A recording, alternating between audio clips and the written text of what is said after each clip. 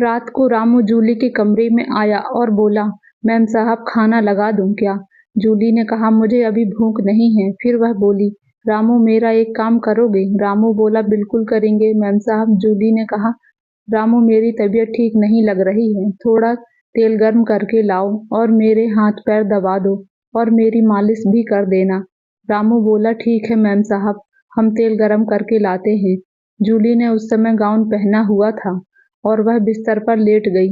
Ramu 5 minute में तेल गरम करके ले आया और वही खड़ा हो गया। जूली ने अपना गाउन घुटनों तक उठा दिया और कहा, रामू मेरे पैरों पर तेल लगाकर मालिश कर दो। वह मैम साहब कहकर जूली के पैरों पर तेल की मालिश करने लगा। जूली ने जानबूझकर अपना गाउन ऊपर उठा लिया ताकि रामू को अपने जलवे दिखा सके। रामू मेरे पैरों की मालिश करते हुए जूली की टांगों को घूर रहा था और उसकी उंगलियों की पकड़ पहले से भी ज्यादा तेज हो गई। फिर जूली पलट गई और बोली, रामू मेरी पीठ की मालिश कर दो, बहुत दर्द हो रहा है। वह थोड़ी हिचकिचाने लगा और कहने लगा, मैम साहब मैं यह नहीं कर सकता। तो जूली ने कहा, रामू देखो तुम्हें शर्माने की कोई जरूरत नहीं है, मैंने तुम्हें अपने काम पर रखा हुआ है और इस मालिश के पैसे मैं तुम्हें अलग से दूंगी ताकि तुम्हारा भी घर अच्छे से चल सके। जूली ने उसे पैसों का लालच दिया। रामू ने जूली का गाउन पीठ से ऊपर उठाकर मालिश करना शुरू कर दिया। जूली ने दीवार पर लगे शीशे में देख लिया कि अब वह उसे घूर रहा था, तो जूली ने कहा, रामू मेरी पीठ पर अच्छे से मसाज करो। वह कांपते हाथों से पीठ की मसाज कर रहा था। उसके हाथ बहुत ज्यादा कांप रहे थे। थोड़ी देर बाद जूली पलटकर सीधी हो गई और बोली, रामू अब मेरे पेट की मालिश करो। रामू बोला, मैम साहब ये आप क्या कह रही हैं? वह बुरी तरह कांपते हुए हिचकिचा रहा था। रामू खुद से पहले नहीं करने वाला था, वह चाहता था कि पहल जूली करे। वह थोड़ा शर्मीला था, इसलिए जूली ने उसके दोनों हाथ को पकड़कर अपने दोनों। हेलो दोस्तों, आप सभी का स्वागत है मेरे यूट्यूब चैनल अर्चना स्टोरी में। मैं यहाँ जूली और रामू की बेचैनी की कहानी सुनाने वाली हूँ। जूली 24 साल की खूबसूरत महिला है। उसकी शादी को 3 साल हो चुके हैं। जीवन में उसे हर खुशी मिली, मगर एक ऐसा सुख नहीं मिल पाया जो एक औरत के लिए सबसे कीमती होता है, अपने पति का प्यार। उसके पति एक बड़े बिजनेसमैन हैं और बिजनेस के चलते वे हमेशा घर से बाहर रहते हैं। सुख साधन संपत्ति सब उसके पास है, बस एक चीज की कमी है जिसे जूली अपने पास हमेशा महसूस करना चाहती है, जूली के पति का साथ और उनका प्यार। दोस्तों, जूली के घर में रामू नाम का एक नौकर है। उसकी उम्र 23 साल है और वह उड़ीसा का रहने वाला है। रामू भी शादीशुदा है, मगर उसकी पत्नी उड़ीसा में ही रहती है। उसकी आंखों में भी एक अधूरी चाहत की कसक दिखती है। शायद जूली की तरह वह भी अपने साथी के प्यार से दूर है। यह बात कुछ साल पहले की है। जूली के पति कुछ दिनों के लिए घर आए थे, मगर जैसे हर बार होता है, वे पूरे दिन फोन में ही व्यस्त थे। जब रात आई तो उन्होंने जूली से कहा कि वे 1 महीने के लिए दुबई जा रहे हैं, बिजनेस के सिलसिले में। उस रात जूली अपने कमरे में अकेली फूट फूट कर रोई थी। हर बार की तरह इस बार भी वे 1 दिन के लिए आए थे और फिर उसे अकेला छोड़कर चले गए। जूली का दिल उसकी चाहत में प्यासा रह गया और एक बार फिर जूली उसी दर्द में डूब गई, अपने पति के प्यार के लिए तड़पती हुई। उनके जाने के बाद जूली ने अपनी तन्हाई से बचने के लिए वह नशा करने लगी। एक रात तो वह इतनी टूट गई थी कि उसकी तबीयत बिगड़ गई। जूली को अस्पताल में भर्ती कराना पड़ा। रामू ने जूली को संभाला, उसे अस्पताल में ले गया और उसके ठीक होने तक जूली की देखभाल करता रहा। जब वह ठीक हो गई तो जूली ने उसे बुलाया और उसकी सेवा के लिए धन्यवाद दिया। रामू ने झुककर कहा, मैम साहब हम तो आपके नौकर हैं, आपकी सेवा करना हमारा फर्ज है। हम अपनी गरीबी के चलते अपने बीवी बच्चों से दूर यहाँ कमाने आए हैं। आपकी हालत देखकर समझ सकता हूँ कि आपके पास सब कुछ होते हुए भी आप अपने पति से दूर हैं। माफ करना मैम साहब अगर मैंने कुछ गलत कह दिया हो। रामू की बातों में दर्द था, वही दर्द जो जूली अपने दिल में महसूस करती थी। उसने अपनी शादी का जिक्र करते हुए कहा, हमारी शादी को भी साल भर से ज्यादा हो गया है, मगर हम अपनी पत्नी के पास सिर्फ 2 महीने ही रह पाए हैं। हर दिन उसकी याद आती है, पर क्या करें, मजबूरी है। दोस्तों, उसकी बातों में वह तड़प थी जो जूली ने हमेशा अपने अंदर छुपा रखी थी। रामू की आंखों में झलकता दर्द उसके दिल को छू गया। पहली बार किसी ने जूली को ऐसा महसूस कराया जैसे वो उसके दर्द को समझ सकता है। दोनों की तकलीफें एक जैसी थीं, उनकी चाहतें अधूरी थीं। उस दिन के बाद जब भी वे एक दूसरे से नजर मिलाते तो दोनों के दिलों में एक अजीब सी कशिश महसूस होती थी। एक ऐसा रिश्ता जिसमें कोई शब्द नहीं थे, बस भावनाओं का एक गहरा समुंदर था। रामू की आंखों में जूली के लिए एक अजीब सा खिंचाव देखकर उसे एक सुकून मिलता था। शायद वह दोनों ही उन अधूरी ख्वाहिशों के गुलाम थे जो दोनों अपने दिल में बसाकर बैठे थे। दोस्तों, रामू ने जब कहा, मैम साहब कमाएंगे नहीं तो घर कैसे चला पाएंगे, तो उसकी बातों ने जूली के दिल को छू लिया। जूली ने उसे कुछ पैसे देते हुए कहा, जाओ अपने घर हो आओ, मगर उसने मना करते हुए कहा, नहीं मैम साहब, हम यह पैसे घर भेजेंगे ताकि हमारा घर चलता रहे।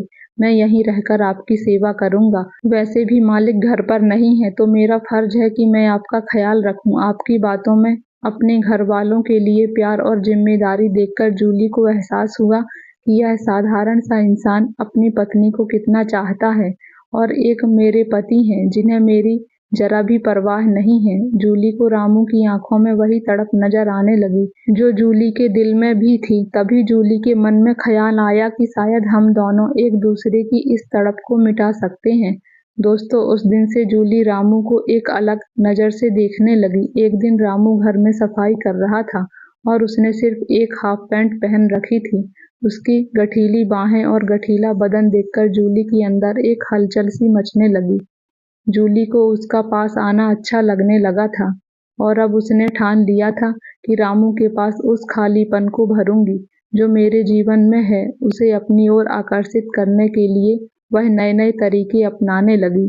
जूली जानबूझकर उसके सामने छोटे छोटे कपड़े पहनती थी ताकि वह उसकी तरफ देखे, लेकिन वह तो हमेशा अपने कामों में ही डूबा रहता था। कभी कभी जूली बाथरूम का दरवाजा थोड़ा खुला छोड़ देती या उसके सामने हल्के नाइट कपड़े में रहती थी, लेकिन उसकी सारी प्रयास नाकाम हो रहे थे। वह तो मानो किसी और दुनिया में खोया रहता था। फिर एक दिन जूली ने उसे अपने पास बुलाया और उससे कहा, रामू आज मेरा बियर पीने का मन है। उसने चिंतित स्वर में कहा, मैम साहब वह तो सेहत के लिए ठीक नहीं होती है। पिछली बार भी आपकी तबीयत खराब हो गई थी। तो जूली ने उसकी आंखों में झांकते हुए कहा, तो फिर क्या करूं रामू, मैं अपने पति के प्यार के लिए तड़प रही हूँ, लेकिन वह मेरी बेचैनी को नहीं समझते हैं। वह खामोशी से जूली के दर्द को सुनता रहा। जूली ने 2 गिलासों में पैक बनाया और एक गिलास उनके हाथ में थमा दिया। उसने संकोच करते हुए कहा, मैम साहब मैं यह नहीं पीता हूँ, मेरी इतनी औकात नहीं है। उसकी झिझक जूली को और भी प्यारी लगने लगी। जूली ने धीरे से उसके हाथों को छुआ और कहा, रामू यह औकात की बात नहीं है, ये तो बस 2 दिलों के दर्द को बांटने का एक जरिया है। दोस्तों, उसका हाथ थामकर जूली ने उसे अपने करीब खींचा। पहली बार उसकी नजदीकी में उसे एक अलग सी गर्माहट महसूस हुई। उसका दिल तेजी से धड़कने लगा और उसकी झिझक भरी आंखों में जूली को अपनी ही तड़प की झलक मिली। धीरे धीरे जूली ने उसके चेहरे को पास लाते हुए हल्के से उसके गालों को छू लिया। जूली ने इस पल को उसके अंदर कुछ बदल दिया। उसकी सांसें तेज हो गईं और उसने जूली को अपनी बाहों में समेट लिया। वह दोनों उस पल में खो गए, जैसे उन दोनों की सारी अधूरी सपने और चाहतें एक दूसरे में पूरी हो रही हों। उसकी बाहों में जूली को बहुत सुकून मिला, जिसके लिए वह हमेशा से तरसती आई थी। उस रात उन दोनों ने अपनी अपनी तड़प को शांति में बदल दिया। एक दूसरे के स्पर्श में खुद को खोकर जूली पूरी तरह बेबस थी, क्योंकि वह चाहती थी कि मेरे पति मुझसे ज्यादा प्यार करें, मुझे अपनी ओर खींचें, लेकिन शायद उसकी किस्मत में वो प्यार नहीं था। हर लड़की चाहती है कि उसका पति हमेशा उसके पास रहे, उसका ख्याल रखे और उसकी जरूरतों का ध्यान रखे, पर उसके पति तो हमेशा अपने काम में इतने व्यस्त थे कि उसे हमेशा अकेला महसूस होता था। एक रात रामू जूली के कमरे में आया और बोला, मैम साहब क्या खाना लगा दूं? जूली ने कहा, मुझे अभी भूख नहीं है। फिर जूली ने हिम्मत जुटाकर कहा, रामू मेरा एक काम करोगे? रामू ने मुस्कुराते हुए कहा, बिल्कुल मैम साहब। जूली ने कहा, मेरी तबीयत ठीक नहीं लग रही है, थोड़ा तेल गरम करके लाओ और मेरे मालिश कर दो। रामू ने सिर हिलाया और कहा, ठीक है मैम साहब, मैं अभी लाता हूँ। जूली ने उस समय गाउन पहना हुआ था और बिस्तर पर लेटी थी। रामू कुछ ही देर में तेल गरम करके कमरे में आ गया। जूली थोड़ा मुस्कुराते हुए अपना गाउन घुटनों तक उठा लिया और कहा, रामू मेरे पैरों पर तेल लगाकर मालिश कर दो। रामू बड़े अदब से जी मैम साहब कहकर जूली के पैरों की मालिश करने लगा। जूली के शरीर को स्पर्श करते हुए वह धीरे धीरे मालिश करने लगा। उसकी उंगलियां जूली के पैरों पर धीरे धीरे चलने लगी और जूली को गर्माहट महसूस होने लगी। जैसे जैसे रामू उसकी पैरों की मालिश करता गया, जूली की सांसें उसके स्पर्श को महसूस कर रही थीं और एक अजीब सा आकर्षण महसूस होने लगा। फिर जूली ने हल्के से पलटते हुए कहा, रामू मेरी पीठ की मालिश कर दो, बहुत दर्द हो रहा है। वह थोड़ी झिझक के साथ बोला, मैम साहब मैं यह नहीं कर सकता हूँ। जूली ने अपनी आवाज में थोड़ी नरमी लाते हुए कहा, रामू तुम्हें शर्माने की कोई बात नहीं है। मैं तुम्हें तुम्हारे काम का भुगतान अलग से करूंगी ताकि तुम्हारा घर भी अच्छे से चल सके। वह थोड़ा संकोच करते हुए जूली की पीठ की मालिश करने लगा। उसकी उंगलियों का स्पर्श जैसे जूली की आत्मा में गहरे तक पहुंच रहा था। जूली दीवार पर लगे शीशे में देख रही थी कि वह धीरे धीरे उसकी पीठ की मालिश कर रहा था और उसकी नजरें अब जूली के शरीर पर थमी हुई थीं।